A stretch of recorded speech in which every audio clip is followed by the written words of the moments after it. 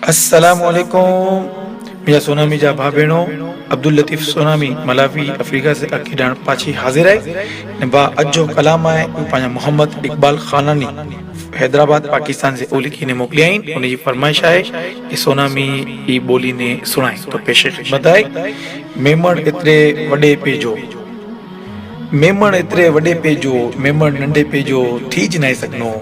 पा बधई वडे पेज आयूं, पा बधई वडे पेज आयूं, पा बधई वडे पेज आयूं। नंढे पेजो थिए केर, कासम वीचारो घणा धक्का खाधी, कोई ना सुणी तू केर ने आऊं केर।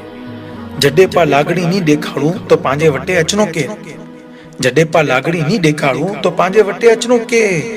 अने पा पोते नी सुधरूं तो पाके सुधारणो के। पांजा बुजुर्ग अने वडील बधई विदा थी विया, पांजा बुजुर्ग अने वडील बधई विदा थी विया। हाणे पांजी अचन वाली पीढ़ी के संभाळणो केर।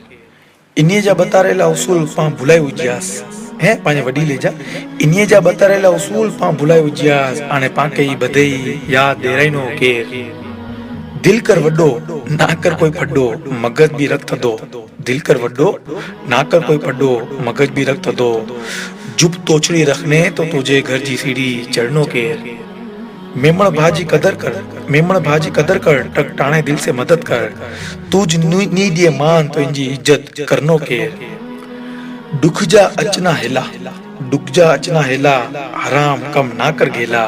तू हलियो वने गुनाह गिनो वने, इंजो हिसाब दीनो केर। आऊं हाणे दुआ करा तो जिगर, आऊं हाणे दुआ करा तो जिगर, पांजी कौम सुधरी वने न कर, पाके एडा याद करनो केर। खुदा हाफिज।